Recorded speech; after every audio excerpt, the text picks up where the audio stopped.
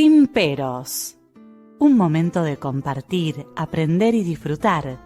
Espera lo inesperado con la licenciada Susana Rasinski.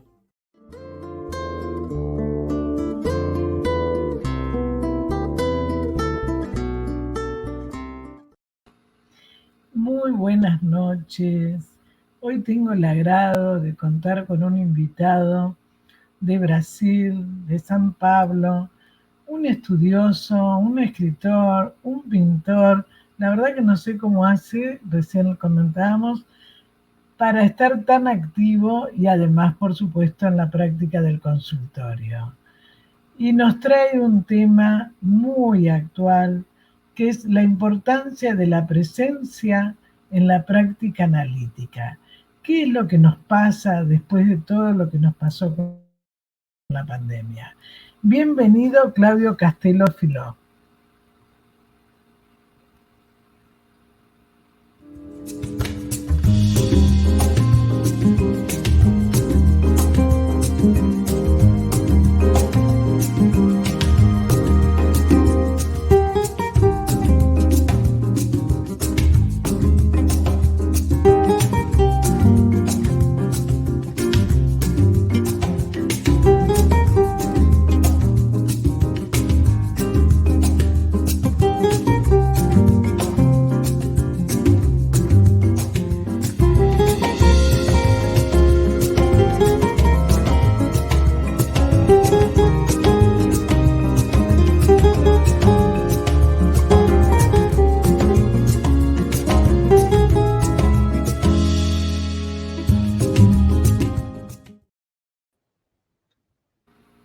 Bienvenido, Claudio.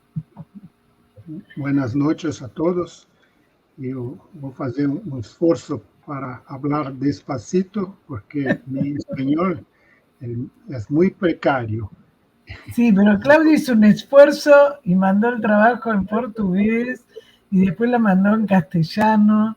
Pero bueno, yo le dije que vamos a poder igual hablar porque el tema que escribió hace muy poco, y como dije recién, no sé cómo haces porque está en la revista, digamos, de psicoanálisis, hace exposiciones en el extranjero y en Brasil con sus obras que vemos ahí detrás de él. Es una de las obras de Claudio, que ya alguna vez vas a estar en el programa como pintor, ¿no?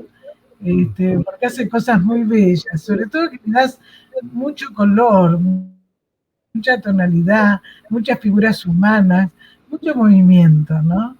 Y ahora que te lo estoy diciendo, bueno, me parece que no es casual tampoco lo que vos escribiste, que es un poco cuál es la importancia y qué indicadores observaste cuando tuvimos que empezar a trabajar en forma virtual y no presencial, que tiene sus beneficios cuando no hay otra posibilidad, pero también trae sus problemas. Y en esto Claudio es un investigador, tiene otro libro que ya lo hemos publicado acá en otro programa sobre la locura, sobre cómo funciona nuestro psiquismo y cómo a veces cuando trabajamos en forma virtual, ¿qué nos pasa a nosotros los terapeutas de estar tantas horas en la pantalla? Ahora lo va a explicar él, pero también cómo eso a veces puede ser un bloqueo para que aparezca los mecanismos más rudimentarios, más primitivos en el otro. Y eso, lo virtual, ayuda a que no aparezca. Entonces, vamos a escucharte un poco. Todo el trabajo que hizo Claudio es un poco justamente de lo que ocurre con varios casos clínicos, ¿no? Donde él fue observando qué pasaba. Y bueno, vamos a ir dialogando como siempre. Te escuchamos, Claudio. Então, você me interrompe quando achar que é necessário, tá? Eu vou ler no meu espanhol precário o que eu pus em espanhol, que pode ter muitos erros, mas vocês me ayudan. Pero hay algo que es muy importante. Yo portugués no sé, pero cuando leí tu trabajo en portugués, Cuando uno quiere entender, se entiende. Cuando estuviste la otra vez en el programa, yo te pedí que hablaras más despacio, porque lógicamente vos estás acostumbrada a tu idioma, pero la gente igual lo entendió. Es como cuando hablan en italiano. Por supuesto, también nosotros en español hay ciertos vocablos que son propios del argentino y otros de España.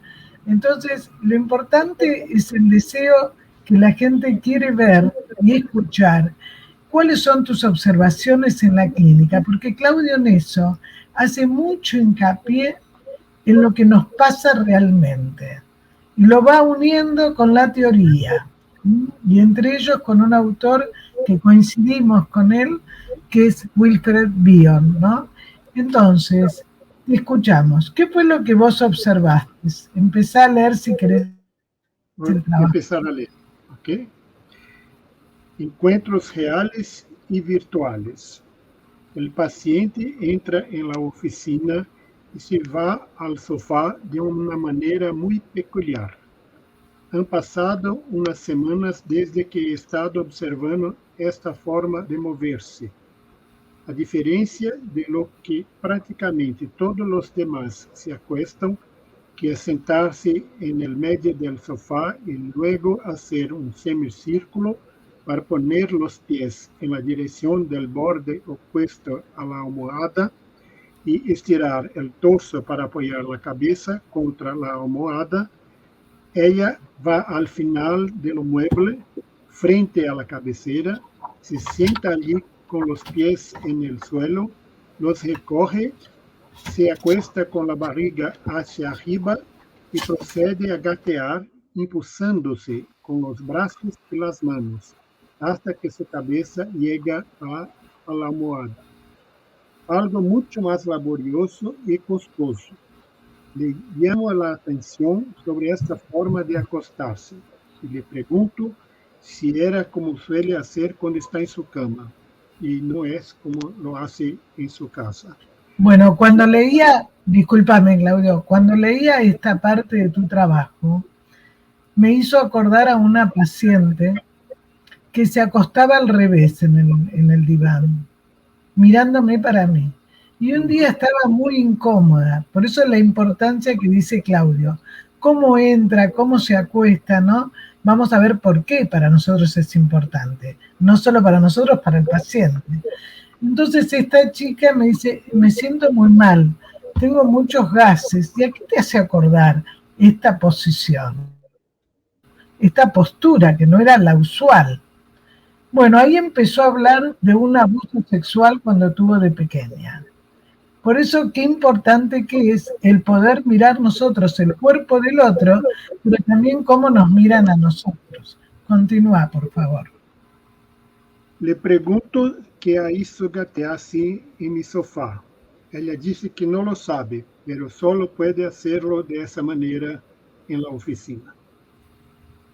Es evidente un hecho a investigar, un comportamiento muy peculiar de la mujer analizada quando entra en la oficina que indicaria algo significativo de seu funcionamento psíquico que não é comunicado por associações. Outra paciente se encontra comigo en el hall de entrada del edificio e termina en el mismo ascensor. Parece haber estado desconcertada. Ela me pergunta que piso apertar e tenho que avisar-lhe, apesar de que ha estado vindo durante meses. Al salir del ascensor, abro a porta del set e ela está perpleja, sem saber onde ir e novamente necessito señalarla a la sala de espera, em la que havia estado inúmeras vezes.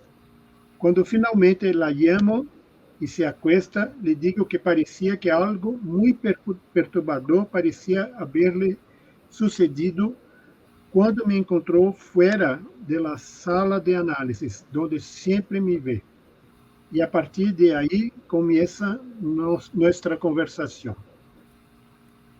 O terceiro caso, né? O paciente chega a la oficina. Está bien vestido y flagrante, perfumes. Sin embargo, al final de la sesión, la habitación se impregna de un fuerte olor desagradable, como el de alguien que habría pasado días trabajando bajo el sol sin desinfectarse.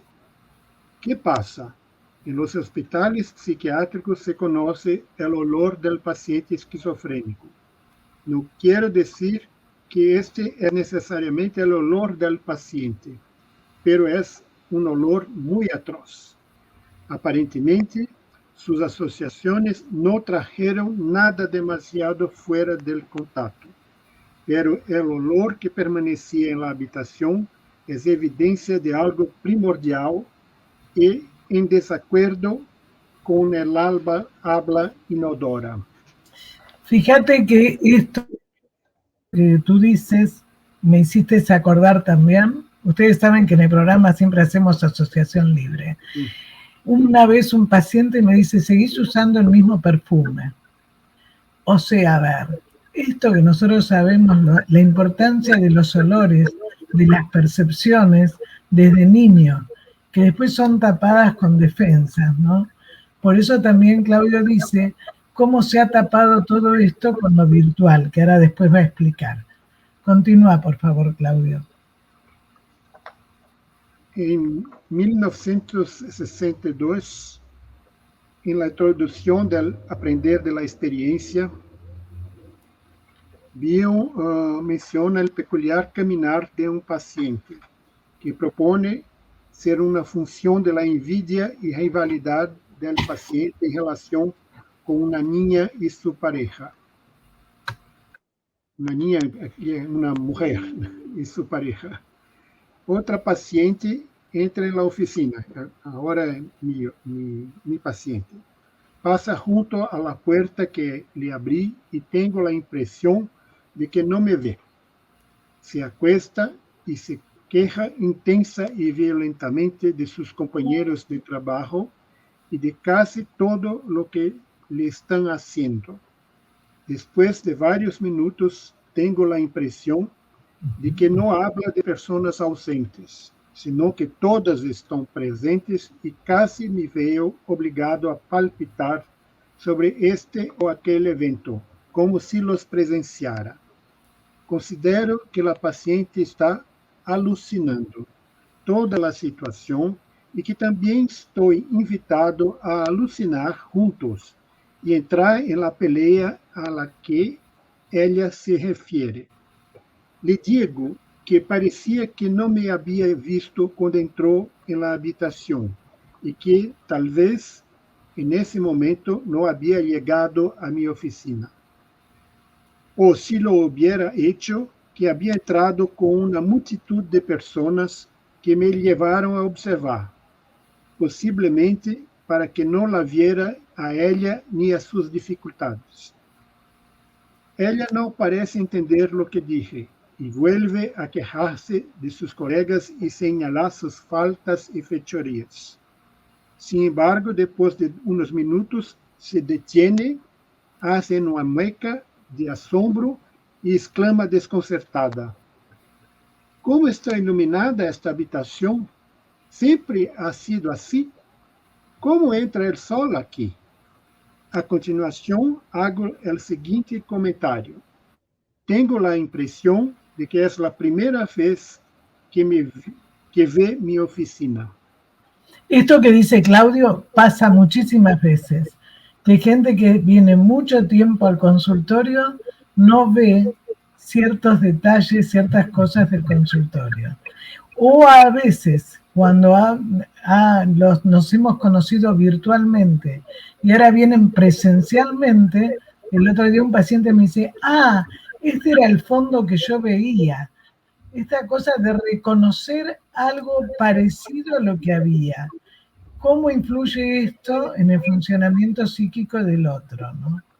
Continúa. Eu vou contar vou falar em português, mas devagarzinho, despacito. Sí, no importa, hablar, mezclar portugués con español. Estás haciendo un esfuerzo muy grande.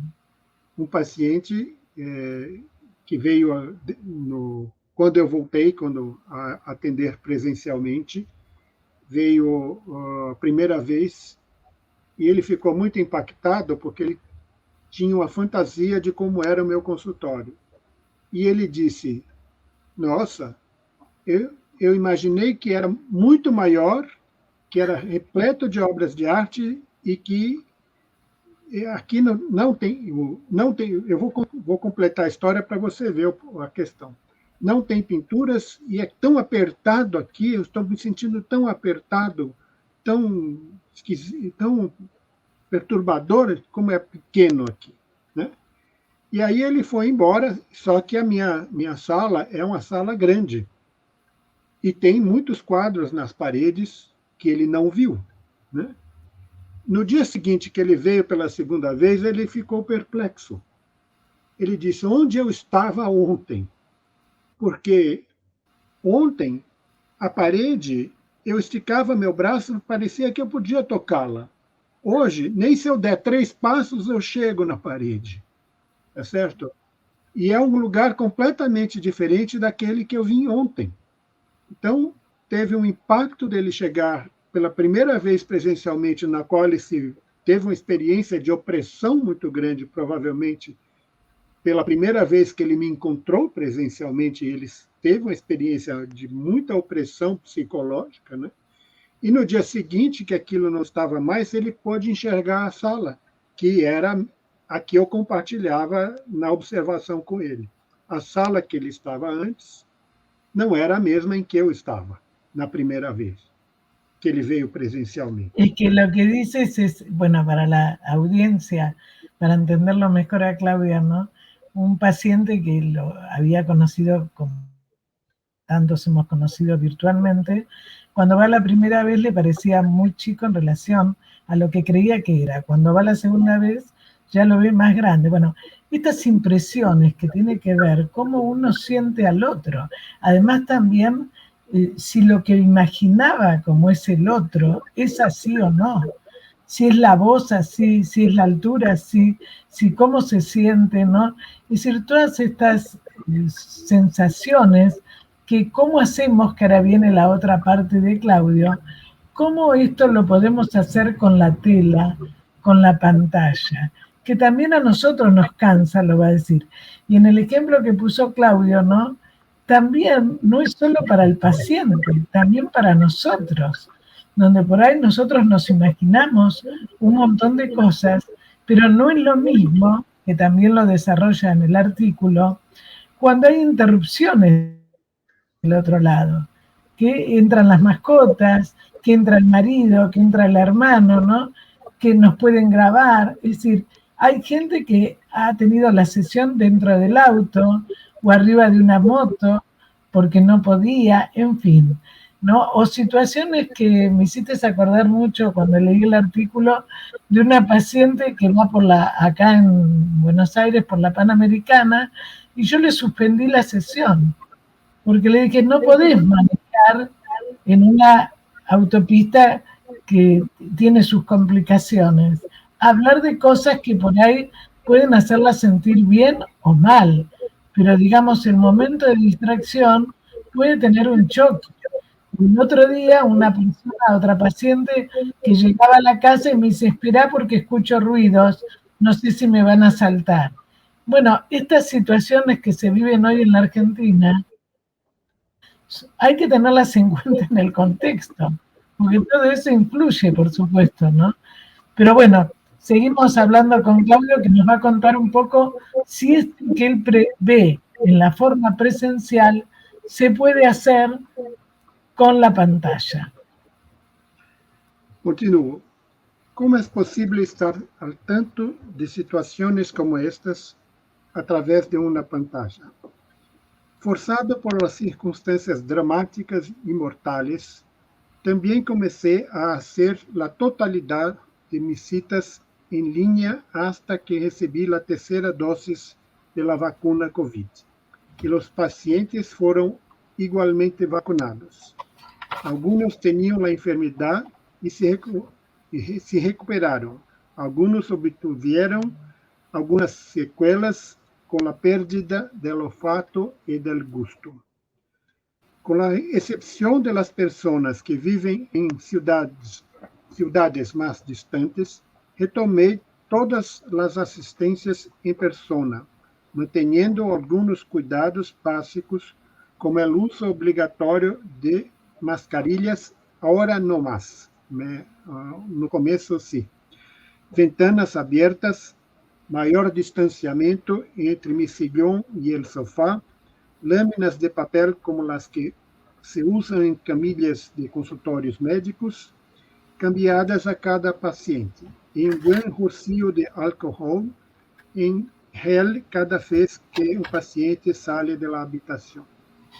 Todos os que vivem em São Paulo queriam facilmente reanudar a atenção presencial, com a exceção de uma sola pessoa com um deterioro de saúde mais significativo, uma comorbidade cuja atenção permanece virtual.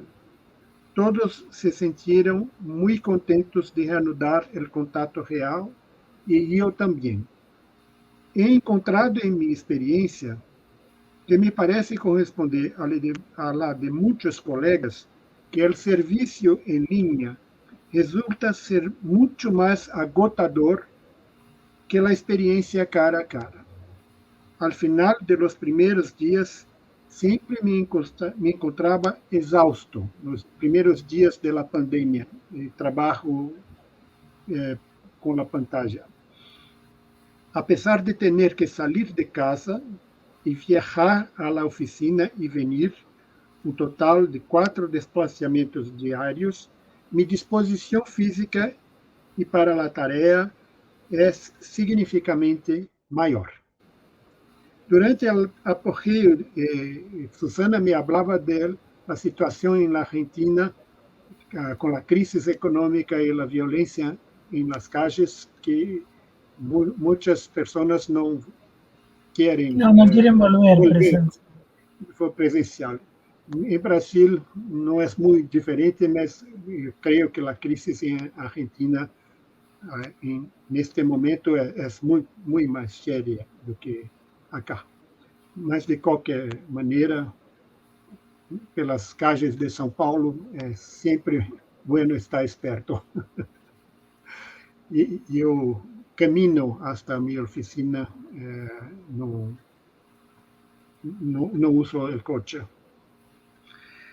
Durante o apogeu da pandemia, com citas todas em linhas, alguns colegas disseram que o trabalho de análise se havia vuelto mais fácil e que muitas ansiedades experimentadas em persona por os pacientes não se experimentaram desta outra maneira e começaram a abogar por a maior utilidade da atenção em linha, que haria que a atenção fosse menos estressante para os analisados, ajudando-les em suas associações. Efetivamente, duas pessoas encerradas em uma habitação durante 50 minutos é uma experiência que moviliza dimensões primordiais, primitivas e profundas em ambas as partes. Lo que a primeira vista facilitaria a atenção ao analista e ao paciente, em minha opinião, constitui uma perda considerável. As pessoas que acudem a nós não podem evitar enfrentar-se em sua vida cotidiana a situações relacionais em las que estas capas profundas se apresentam, queiram ou não. En el análisis, quando estes aparecem, e em companhia de um analista que pueda suportar esta turbulência movilizada em ambos, pode ajudar o paciente a asimilarlos e acostumbrarse a ellos. Bueno, esto que decís, Claudio, es fundamental. Venimos hablando de Sándor Ferenczi, que él hablaba justamente de la importancia que el terapeuta no desmienta lo que le pasa al otro si tiene claros sus aspectos, ¿no? Entonces, una de las cosas que nosotros vemos y que Claudio hace este aporte tan importante, Hay un autor que habla de la mirada y la voz, toda la escuela francesa de psicosomática. Entonces, como para nosotros también es importante y para el paciente fundamental, que no tuvo esa mirada de contención, ¿m? ¿Qué pasa? Nosotros se la podemos dar. Y que es muy distinto, como tú lo escribes, solamente ver la cara y permanentemente ser mirado. Y hay pacientes que no lo soportan.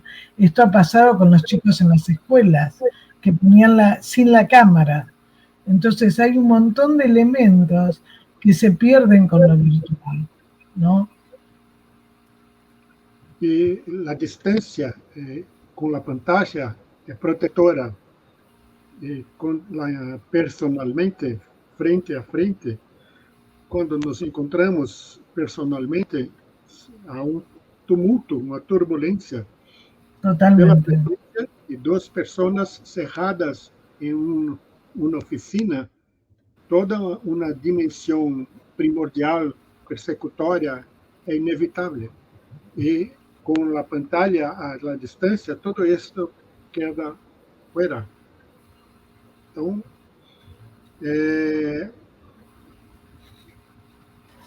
continuo.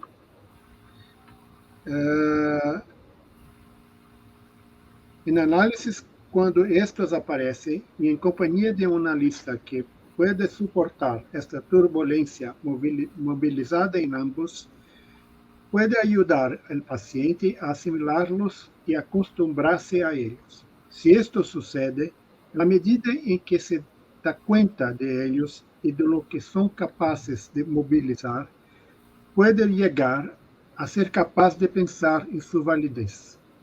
Se há este desenvolvimento, pode chegar a ser capaz de negociar com estas experiências primordiais e primitivas, quase sempre turbulentas em outras situações relacionais em las que se manifestarão. O análise é uma espécie de laboratório, como os de física ou a química, em ele que situações temidas e vividas como potencialmente explosivas e terroríficas podem aparecer bajo a mirada e o acompanhamento de alguém que está acostumado a elas, desde seu próprio análise personal, e chegar a ser igualmente manejáveis para o paciente. Não me opongo a las citas em linha. Como mencionei anteriormente, durante muitos meses foi a única forma possível, como com todas minhas relações familiares e de amistade, e uma forma muito importante e vitalizante de manter-me em contato e proporcionar um grado considerável de saúde mental, ao não estar completamente aislado de todos e do trabalho.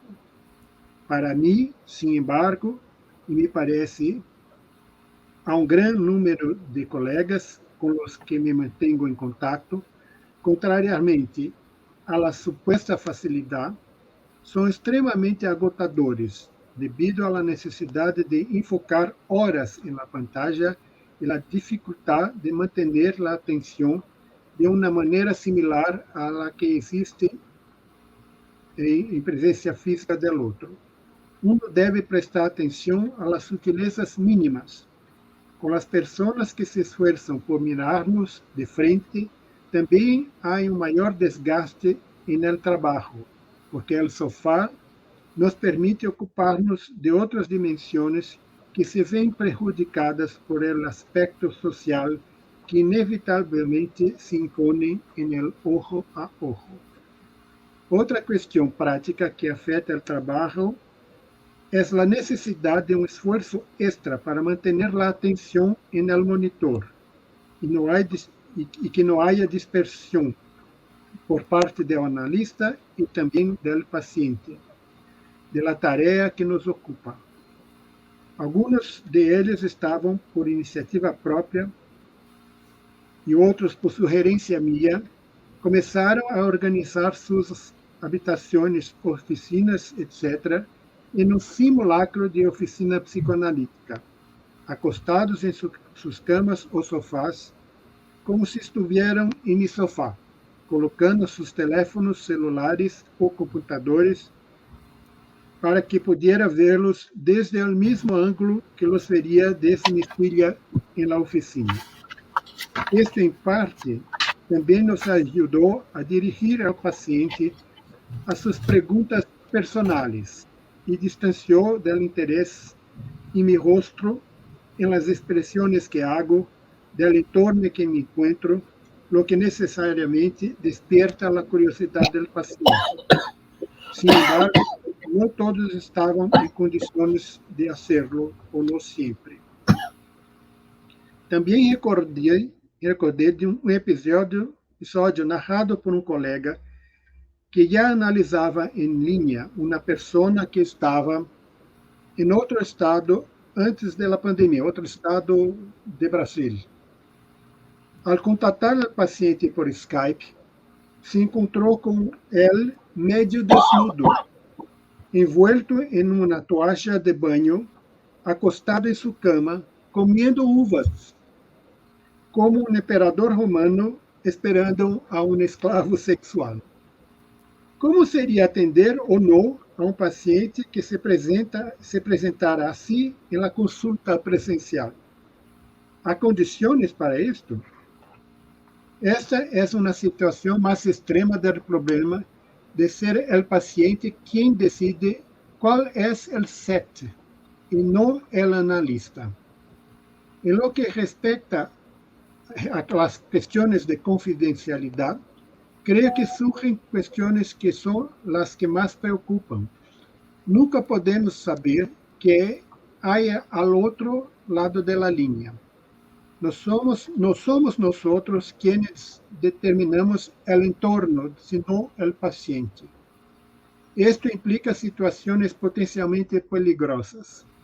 Recuerdo aqui a uma companheira a que a paciente adolescente chamou no momento da sessão e a analista se deu conta de que lo estava fazendo desde o interior do coche, em el que conduzia com sua madre e que escutou todo.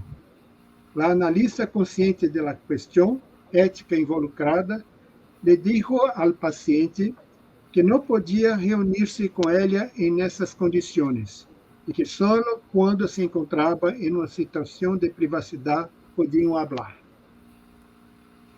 Assisti em pleno confinamento um paciente que havia assistido à oficina durante anos, desde o interior de seu coche, no garagem de seu edifício, porque o apartamento em que vivia era pequeno e outros membros da família podiam escutar todo em casa. Quando era de noite, apenas podia vê-lo, porque não todas as luzes do lugar onde se encontrava o veículo permaneciam encendidas, e tampouco queria que os vecinos que passavam por ali lo vieram sendo atendido. As chamadas de solo de voz são aún mais preocupantes. Não temos ideia de onde está o paciente, e muito menos se há outras pessoas presenciando a conversação e que uso podem fazer de eles. Também chamo a atenção sobre a possibilidade de ser gravado e, eventualmente, editado para fins que podem ser espúrios, porque não todos os que acudem a nós necessariamente lo hacen para ajudar-se a si mesmos. Ciertamente também podemos ser registrados em nossas oficinas, pero esto requiere um maior esforço e recursos diferenciados.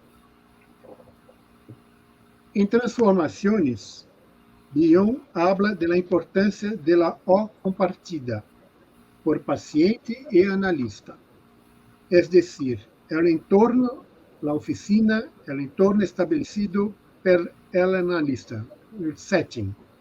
Enfatiza a importância do conhecimento que o profissional necessita ter de sua habitação, do mobiliário, preferencialmente sólido e constante, de los ruídos do vecindário para que pueda tener una noción de la condición mental del paciente a partir de las transformaciones realizadas por él en el momento. En otras palabras, y además, Claudio, agregaría que, por ejemplo, en niños y adolescentes es muy importante cuál es la relación con los objetos, con su caja de juego, con sus elementos, que vienen al consultorio y ven si alguien los tocó o no, si se mantienen o no. Y entonces también pacientes que tuvieron que hacer virtual y vuelven, se fijan a ver si está en las mismas condiciones. Eso para nosotros tiene una significación. No es solo la parte geográfica del lugar, sino cómo se ubica el paciente con sus situaciones primitivas en relación a los objetos, que por ahí eran desconocidos, pero que se volvieron conocidos y le da una continencia, como dice Bion, que hace que se pueda desplegar su psiquismo en la sesión. Y todo esto es muy difícil, virtualmente, digamos, donde aparece a lo mejor una paciente con la cabeza y una toalla porque recién salió del baño, o maquillándose. Entonces hay muchas situaciones que aparecen que de forma presencial no. Incluso en el artículo que vos escribís, es cuando la paciente se enoja que vos le decís que la querés ver presencialmente, ¿no? Esta cosa de que quién es el que maneja la situación, porque eso es lo que nos muestra, es cómo esa persona lo maneja en otras situaciones. Y por ahí justamente esto hace que tenga sus dificultades en relaciones, ¿no? Por eso es tan importante lo que estás aportando. Te seguimos escuchando. Esperar passar um avião aqui no, em cima. Sí. Só um momento. Foi. Bueno.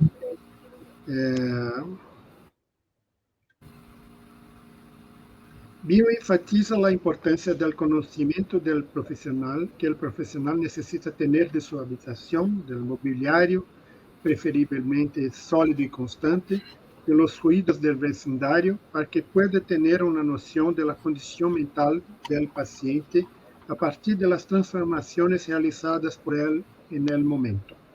En otras palabras, si sus reacciones o asociaciones parecen provenir de los elementos o efeitos observables en el setting, o parecen provenir completamente de una realidad que sucede en la cabeza del paciente, que no parece relacionarse con los estímulos presentes en la sala de la oficina durante la sesión.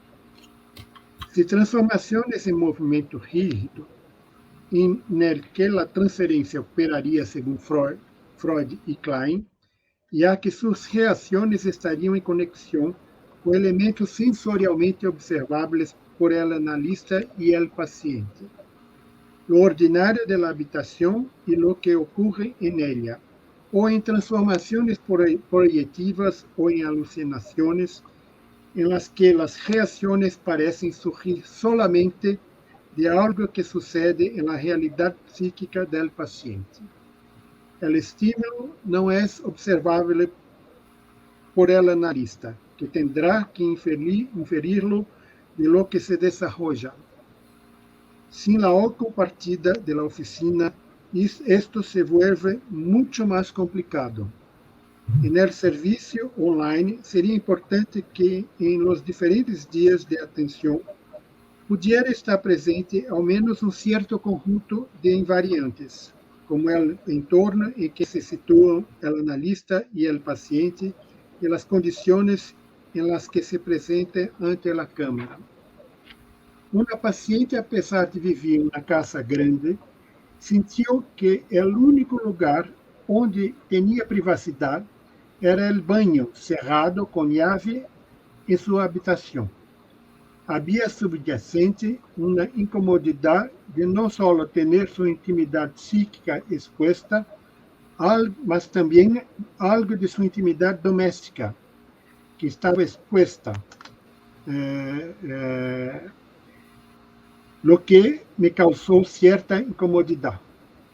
Ella dijo, sin embargo, que este era el lugar más protegido de su vivienda y en el que era menos plausible que estuviera expuesta.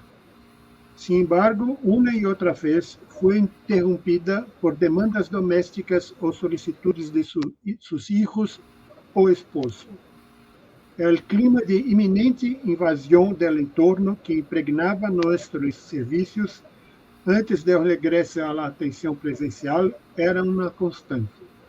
Se sintió extremamente aliviada de tener el espacio de oficina al que podía recurrir y separarse física y psíquicamente de esas interferencias. Otra paciente que había reanudado los servicios presenciales solicita por WhatsApp, pouco antes de su sesión, que se haga online, porque no quería correr el tráfico para llegar y correr el riesgo de llegar tarde. Le respondí que estaba disponible para atenderla solo en persona. Cuando llega a tiempo, menciona, entre otras cosas, la ira que experimentou porque não aceitei seu pedido.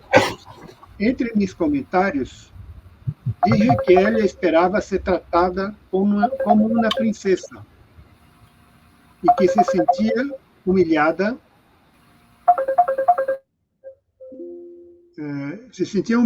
de ter que vir a mim e eu não fui a ela, deixando claro que sua necessidade de análise era suja e não minha, que ela estava ali porque tinha uma necessidade real de tal coisa que não queria ter que considerar realmente.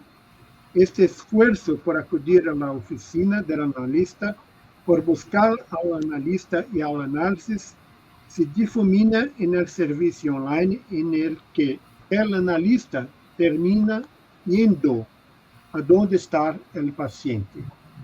E eu penso que é uma coisa importante que a pessoa faça o deslocamento, que explicita a necessidade dela e todos os sentimentos de humilhação que ela pode experimentar ao reconhecer a necessidade que é dela, que ela tem a necessidade do esforço que ela tem que fazer para atender às suas necessidades. Então, eu colocar para esta pessoa a exigência dela vir presencialmente, porque ela não queria pegar, tinha medo de se atrasar se ela pegasse o trânsito, bom, que ela também se organizasse para que os horários dela colocassem a análise como prioridade, porque eu penso que a análise, quando a pessoa procura, é uma prioridade da necessidade dela, não é mais uma coisa entre outras mil que ela pode fazer. Claro, lo que dice Claudio, que digamos, haber tomado conciencia de la necesidad del análisis no es un estante más del placar, ¿no? Hoy me toca, entonces voy, sino que eso implica un compromiso y que uno sabe que es todo un trabajo que tiene que hacer el paciente con la ayuda del analista. Ya de por sí tenemos el problema que hay mucha gente que no puede acceder a más de una sesión semanal. Y es mucho esfuerzo para el terapeuta y para el paciente, ¿no? Que a veces el paciente cree que nosotros pedimos más sesiones por una cuestión económica y no entiende que tiene que ver con el trabajo psíquico, ¿no? Para que las defensas no sean tan fuertes y que, digamos, de alguna forma obstaculice cada vez más que salga eso que está anclado y que no le permite ser feliz. Y con lo virtual, ¿qué pasa? Cuando Claudio dice algo que es importante, que hemos visto, que el encuadre lo pone el paciente, pero es un encuadre que lo beneficia o que justamente ayuda a que quede más todavía encubiertas sus defensas. Entonces, el trabajo nuestro es mucho más difícil, pero además lo más importante, que no lo ayuda al paciente. Por eso es importante que si no se puede hacer de otra manera, como los pacientes que atendemos del exterior, pero eso no quiere decir que no se intente volver a lo presencial. Trata de hacer una síntesis, nos quedan unos 10 minutos 15 minutos para que te organices. Eu estou acabando, né? Tá Sí, perto sí. do fim. A questão ética a la que llamo más la atención aquí sería la creencia de que el trabajo en línea podría reemplazar el trabajo personalmente, presencial, lo que creo que es completamente inviable. Como paliativo, en ausência de uma alternativa, resulta ser bastante válido, pero, como describo anteriormente, a intensidade do mundo primordial, primigênio, subtalâmico, suprarrenal, como propone Bion, se vuelve muito mais difícil de capturar ou incluso impossível em várias dimensões.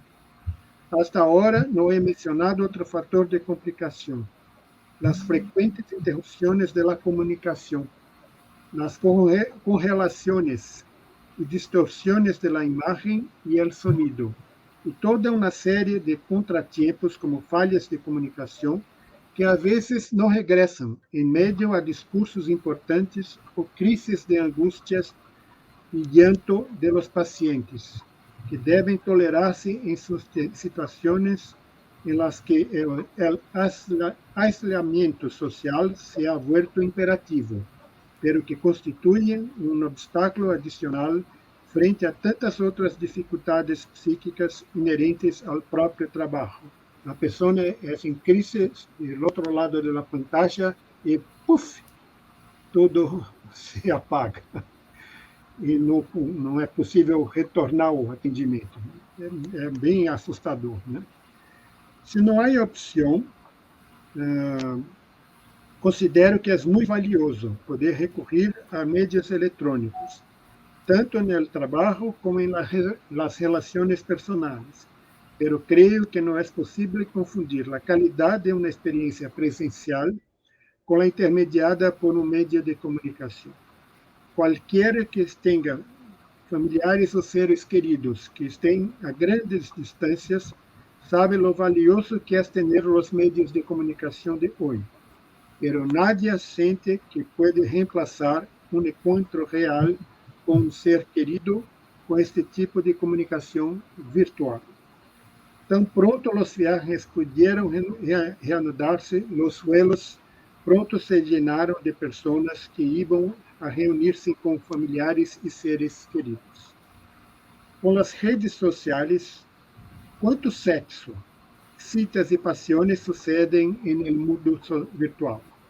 A vezes, nem sequer as pessoas que se relacionam são reais, senão produtos de estafas de todo tipo.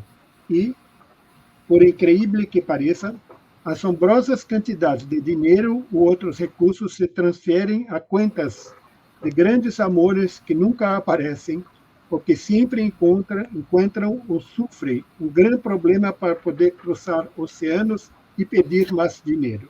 Además, perdóname, en estos sitios como Tinder u otros, donde la gente se siente que no la eligen, porque en el botón cuando eligen algunos y otros no.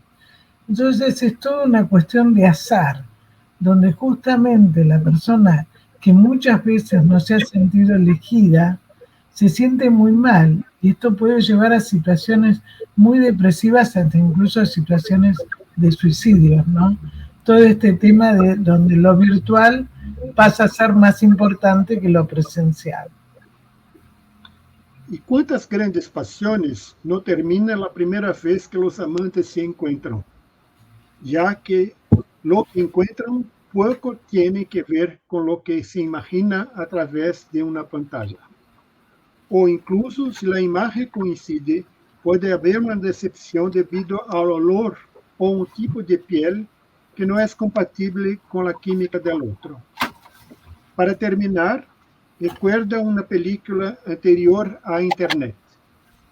Denise Llama, em inglês é Denise is Calling. É um filme dos anos 80.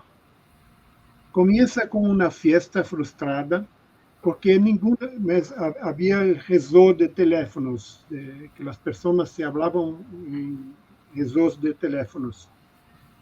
Comienza con una fiesta frustrada porque ninguno de los invitados que siempre se han comunicado por teléfono asistió.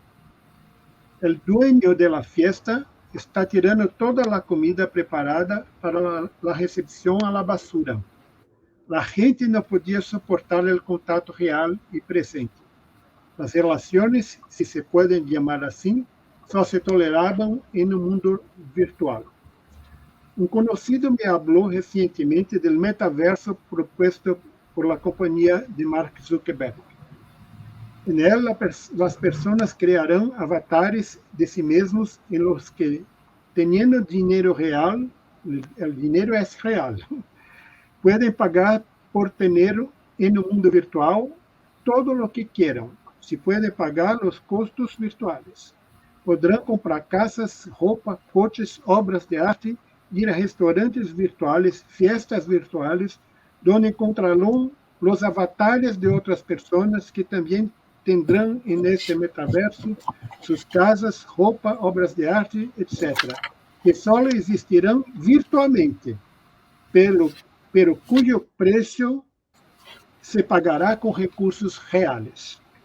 En contraste, leí un informe que menciona que en Silicon Valley ya hay escuelas para la élite en las que todo el mundo digital está excluido, porque considero que la élite que dominará el mundo se ocupará de lo que es real y que los pobres dominados vivirán inmersos en el mundo virtual.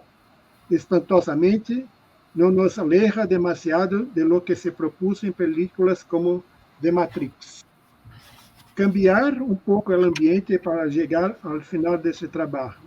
Mi experiencia de salir de casa para ir a la oficina y volver, de la oficina, conocer a los pacientes en persona con la vivacidad de las reuniones cara a cara, vitaliza mi mente de una manera incomparable.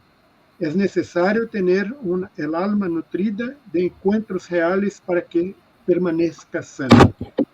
¿Pueden las reuniones virtuales realmente reemplazar a la real?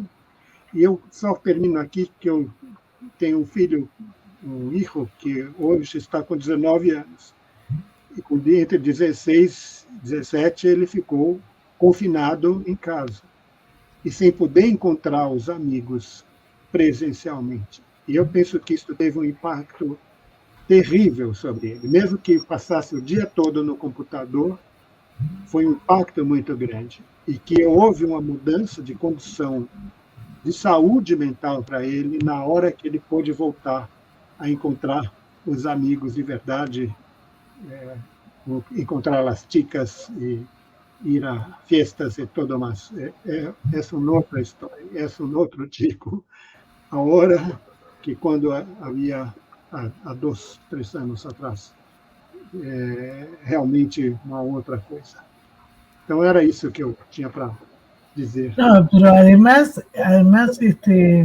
a mí me gustó mucho, lo lamento, pero es tan real lo que dice Silicon Valley, que la gente, digamos, va a estar dominada en un mundo virtual que ya está pasando y no puede, digamos, necesita lo presencial, el afecto.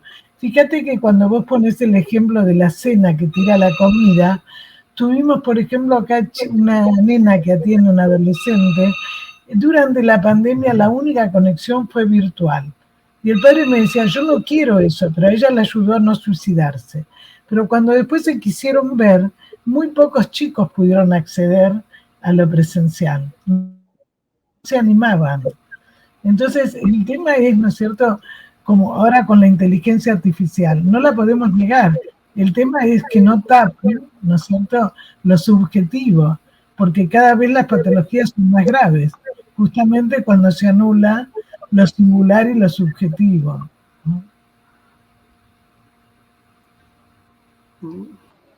Eu penso que poder tocar uma pessoa, a gente sentir a respiração dela, ter a presença, sentir o cheiro, né?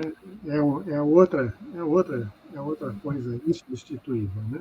Como eu disse, nós estamos aqui conversando virtualmente, é uma experiência muito bacana, né? Mas eu penso que certamente seria alguma coisa no dia que a gente puder, nós dois, por exemplo, aqui, será um imenso prazer encontrá-la presencialmente, né? É uma coisa muito importante da gente poder ter. É óbvio que eu acho que é muito satisfatório nós podermos ter acesso à comunicação com pessoas em todos os lugares do mundo, instantânea, que não era possível há alguns anos, né? Mas isso eu penso que agora, por exemplo, aqui em Brasil, eu faço, como editor da Revista Brasileira de Psicanálise, eu faço parte da diretoria da Federação Brasileira de Psicanálise. E desde o ano passado nós voltamos a ter encontros presenciais. Porque fiquei 2 anos com uma diretoria anterior que nós tínhamos somente encontros virtuais. Mas há coisas que se resolvem quando a gente se encontra presencialmente, ideias que surgem, organizações que são incrivelmente mais rápidas, a partir do momento que nós podemos nos encontrar presencialmente. Então, parte dos encontros permaneceu virtual, porque a diretoria da FEBRAPSE tem gente que está no Rio Grande do Sul e tem gente que está no Nordeste do Brasil.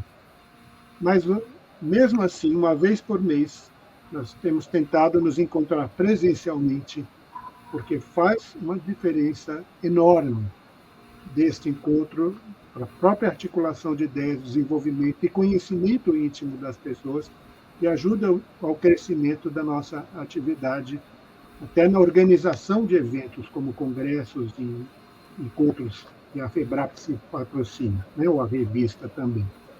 E pelo conhecimento das pessoas. Até eu lembro, na primeira vez que encontrei com alguns colegas, né, primeiro assim, nossa, eu achei que você era baixinho, mas ele tem 1,90 m. A nosotros nos pasó, pero es tan importante el abrazo. A ver, no podemos negar esto, que tú estás en Brasil y yo estoy en la Argentina. Y esto llega, por suerte, a muchos lugares del mundo el programa. Pero también cuando nos encontramos, el abrazo, la mirada, el sentir, eso no se puede sustituir. Yo creo que uno tiene que incorporar, pero no tapar lo otro, ¿no? Porque si no, la tela, como tú dices, la pantalla, pasa a ser un objeto auxiliar, ¿no? Y entonces se transforma como el osito cuando la mamá y el papá no están, y entonces es como ahora en una cena, en un almuerzo, están todos con el celular y no se hablan. No es así. Muchísimas gracias, Claudio. Yo voy a anticipar el próximo programa y tú cierras el programa. Espérame un segundo. Bueno, en el próximo programa vamos a estar con el doctor José Jiménez Abello, que a lo mejor lo conoces, que es de Barcelona y que las últimas contribuciones de Sándor Ferenczi, donde también tiene que ver con lo actuar y la importancia que le daba Sándor a la presencia también. Así que muchísimas gracias, Claudio, y te dejo el cierre del programa. Di lo que quieras con respecto a lo que hablaste, a lo que tú quieras. Não, o que eu quero dizer é que eu estou muito honrado com esse novo convite que você me fez, a segunda vez que eu estou por aqui com você, e é uma satisfação enorme, né, essa conversa que podemos ter um com o outro aqui e a oportunidade que você me dá para apresentar as minhas ideias. Muchas gracias, Susana. No, un abrazo fuerte y ya nos encontraremos para hacer el abrazo presencial y no virtual. Un abrazo, gracias. Un abrazo a todos.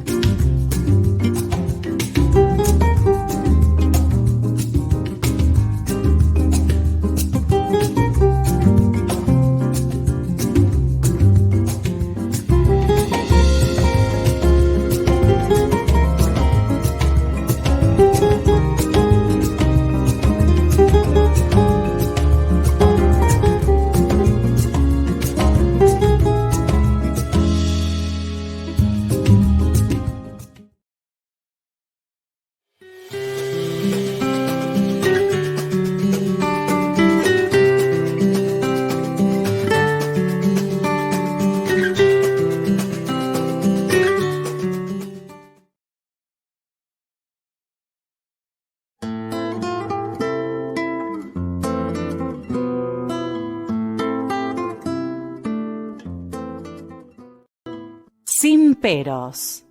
Un momento de compartir, aprender y disfrutar. Espera lo inesperado con la licenciada Susana Rasinski.